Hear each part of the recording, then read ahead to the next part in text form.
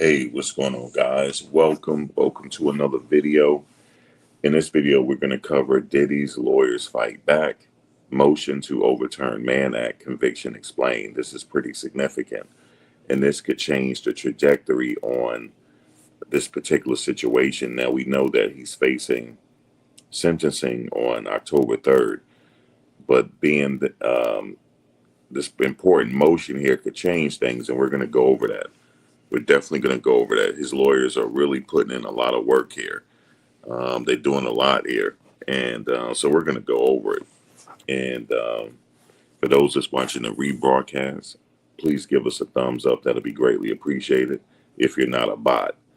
And maybe I'll talk about that later after this broadcast. There's a lot of botting going on. And somebody had did some research on it, saying that at least 40 to 50% is all bots on here. It's crazy. But we'll get into that later. But for right now, we're going to go over some key updates. Challenging the Mann Act. And like I said, if you're watching this rebroadcast, please give us a thumbs up. Please engage in the comment section, share. All that'll be greatly appreciated, and subscribe. All that'll be greatly appreciated. All right, so challenging the Mann Act. Diddy's attorneys filed a motion on September 3rd, 2025, seeking to overturn his recent conviction. Let me stop right there. That's exactly a month before his sentencing. So Diddy's attorney, because his sentencing is October 3rd. So Diddy's attorneys filed a motion on September 3rd, 2025, seeking to overturn his recent conviction under a century-old Mann Act.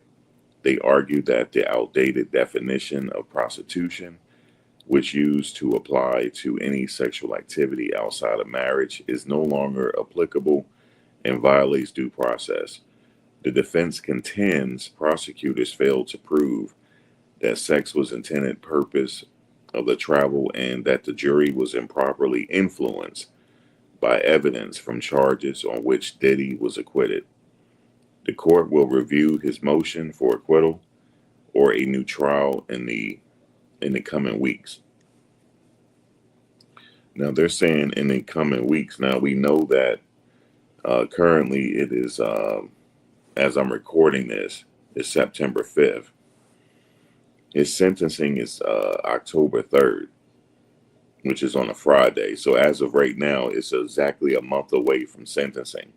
So I'm thinking within the next couple of weeks, we should hear something, or within the next week or so. So earlier on July 31st, 2025, Diddy's legal team filed a 61-page motion with the U.S. District Court for the Southern District of New York, asking the judge to either vacate his convictions or grant a new trial. The filing argues that there was insufficient evidence that Diddy transported anyone with the intent to engage in prostitution, even under broadened interpretation of the Mann Act. His conduct lacked a commercial motive. Paying people to film sexual performances should fall under the First Amendment protections. The introduction of evidence from acquitted accounts, racketeering, and trafficking created spillover prejudice, warranting at least a new trial. Yeah, so this is very detailed here.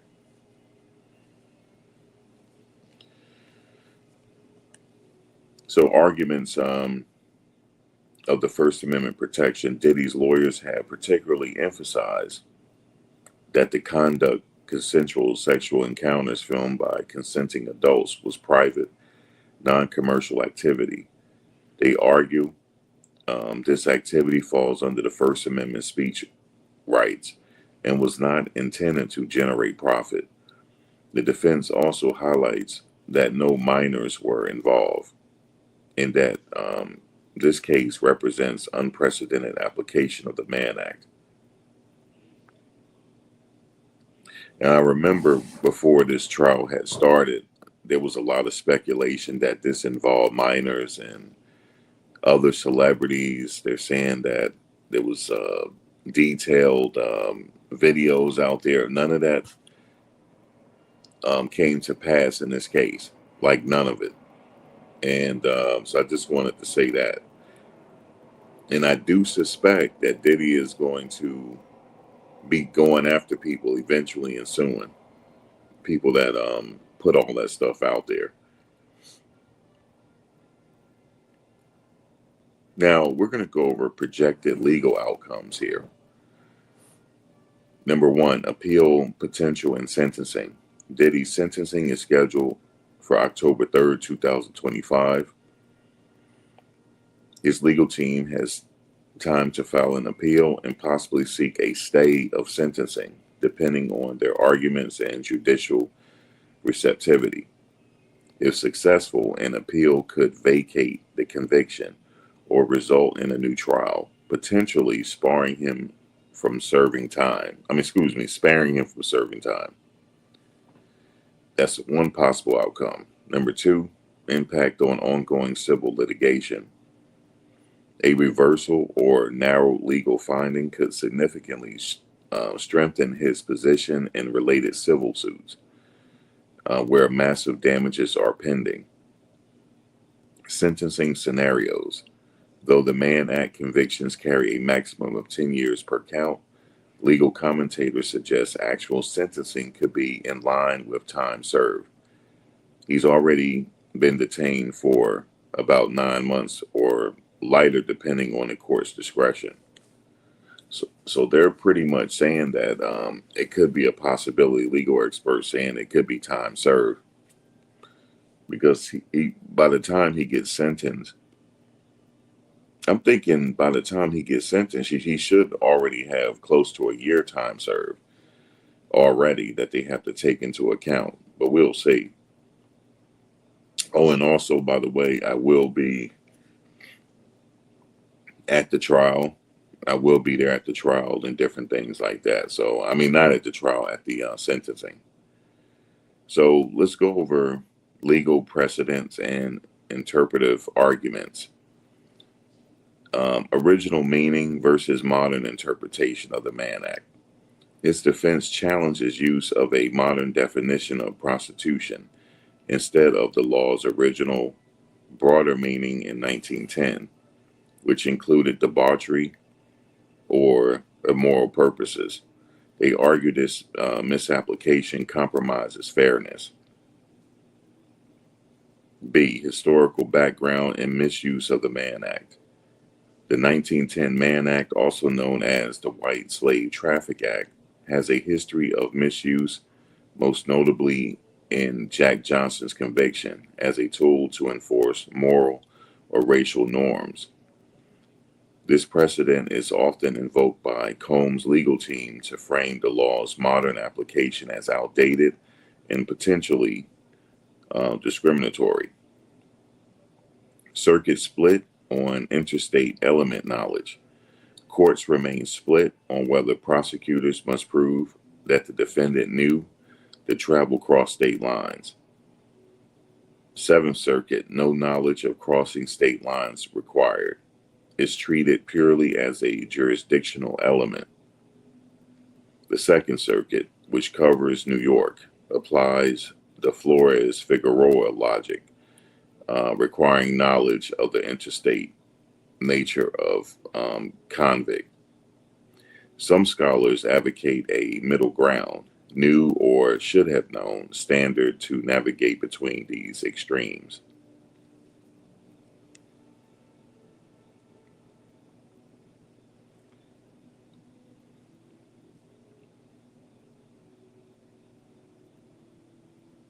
So in this situation, as far as the legal landscape, suggests two main paths here. Appeal/lawsuit tactics. Success could mean quashing convictions or securing a retrial. Number two, judicial review and reform. This case underscores broader questions about using historical statutes like the Mann Act in modern context. Its outdated language and uneven application makes it increasingly contested. And I do agree, and you heard me say this before, this Mann Act should be thrown out. It should be abolished, or it should be rewritten. I believe it's outdated. And it is outdated. I don't believe it's outdated. I know it's outdated. I'm just going to say that, in my opinion, I think this is very, very, extremely outdated here. And I think it should be, it should be at least looked at. Um, and I also think that Diddy has some, if he doesn't get a new trial or get this thrown out, he definitely has some action in the appeals. That's just my opinion on it. I just think this is an antiquated law that should be thrown out. All right, so let's look at the appellate timeline. Federal criminal case, Second Circuit. Example, so post-verdict motions, district court, Rule 29, acquittal, due within 14 days after the verdict. Jury discharge, court can extend on good cause. Rule 33, new trial, 14 days and other grounds, up to 3 years for newly discovered evidence. But district court can't grant while an appeal is pending. Sentencing and judgment entered. This is the clock that usually matters for appeal timing. 14 notice of appeal, 14 days of entry of judgment, or from denial of a timely Rule 33 motion. The Second Circuit follows FRAP 4B, limited extensions for excusable neglect. Now, look at this. Bail pending appeal optional. Must show by clear and convincing evidence no flight or danger, and that the appeal raises a substantial question likely to result in a reversal, new trial, non-custodial sentence, or a shorter sentence than time to decide the appeal. The Second Circuit standard comes from the United States versus Rendell. Now, we know that Diddy is currently incarcerated waiting sentencing, and the judge ruled that he posed a clear and present danger to the community, and his appeal has been denied several times, so that doesn't apply. Oral argument and decision. Actually, let me go back here.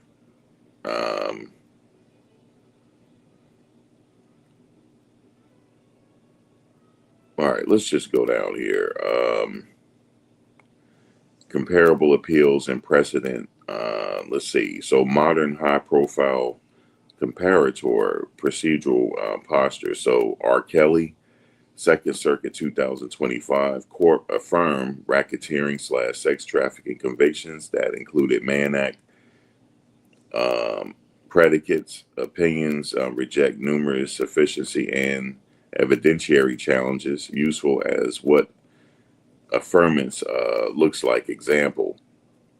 So basically, in this case, they might cite the R. Kelly case in his sentencing. Let me see, because the other cases I'm looking at here are very old cases. The more recent cases are Kelly. So core Supreme Court Mann Act cases, substance and limits. So check this out. So Caminetti versus the United States, 1917, early case reading, and other immoral purpose, broadly non-commercial, consensual sex counted. Importantly, historically, no later statutory narrowing.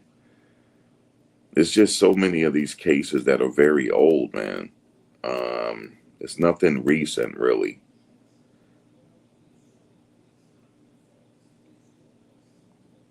It's nothing recent, really. I know a lot of people seem to think that,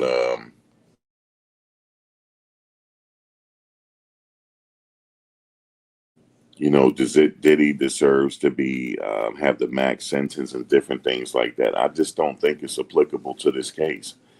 But again, the judge has said many times over that he is a threat to the community because of the domestic situation. And I have reason to believe that he might sentence him on the high end. And like I said, both sides already given what they think the sentence should be, but those are just suggestions.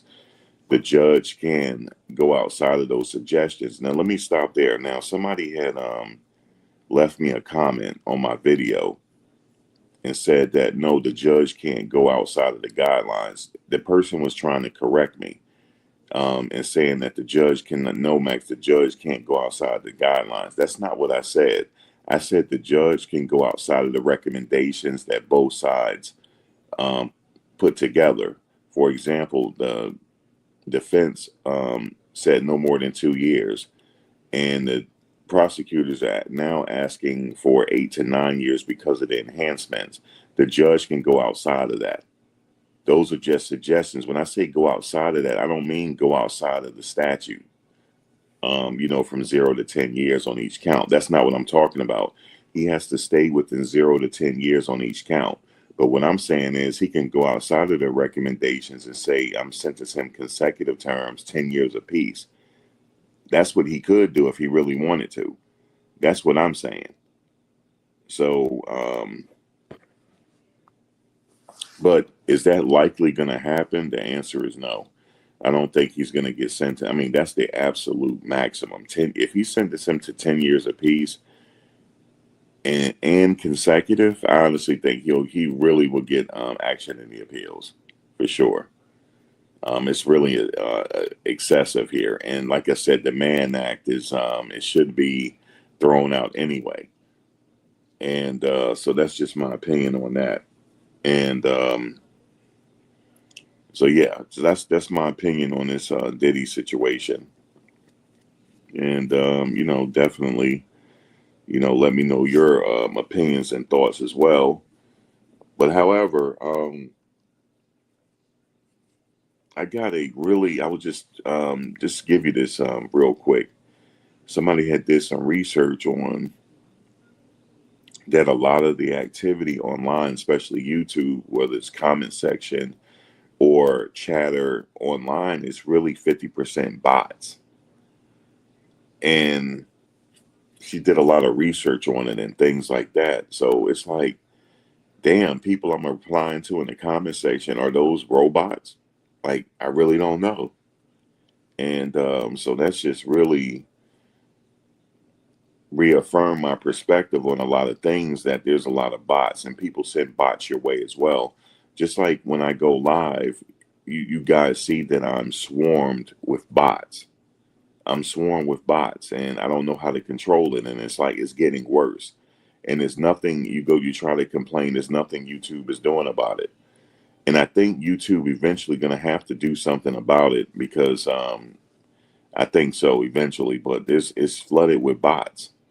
And it's like, and then, I have to change my settings to, what do you call it? I have to change my settings to subscriber only. Let's say if I do subscriber only within a week, there's still going to be bots coming my way because they're subscribed to me.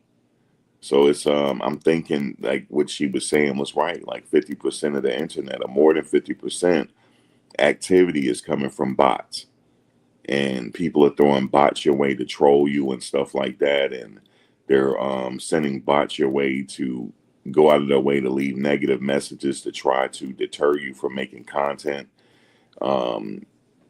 But I would say for content creators, you have to just continue to make content and ignore those comments. And if the comments really get to you and it's discouraging you, I would suggest that you don't read the comments at all.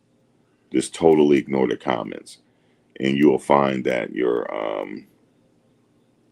your experience as a content creator will be that much better.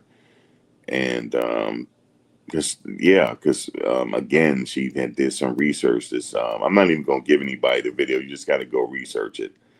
But a lot of this is bots, and a lot of people that you think are really huge content creators, they have bots. These views are not all real views; they're bots. And it was an eye opener. It's really an eye opener. It reaffirms what I've already thought in the beginning anyway, when I said these people are using bots. And that's pretty much what's going on, man. They're using bots. And so I have to restructure how I do my live chats. It's kind of crazy, man, but that it has to be that way.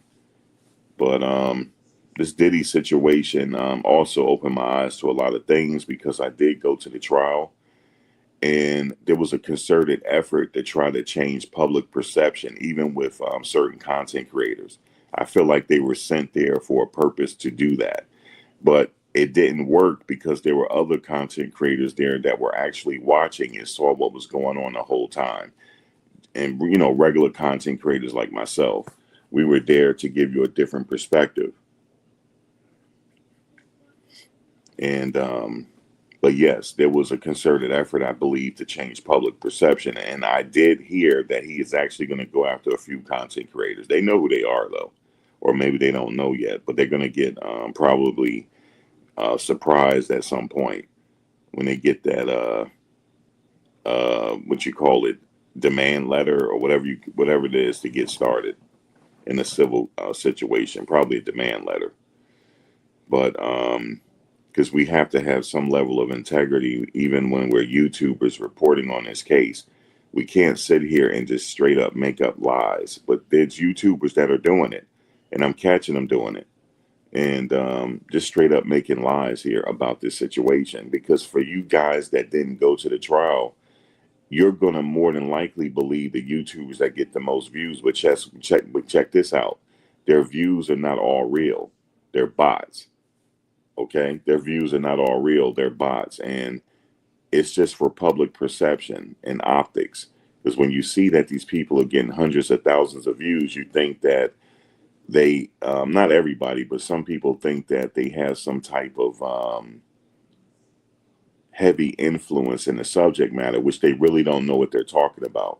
So you're actually listening to people that really don't know what they're talking about because they have such a large audience.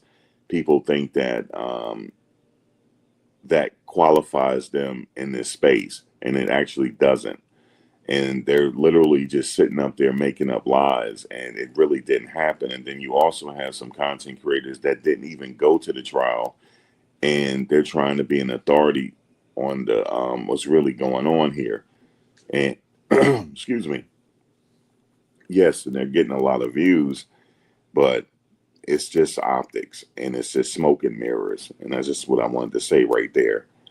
But anyway, I am gonna get off here, and like I said, please give us a like, um, and that'll be greatly appreciated. And I definitely will be back for the latest update.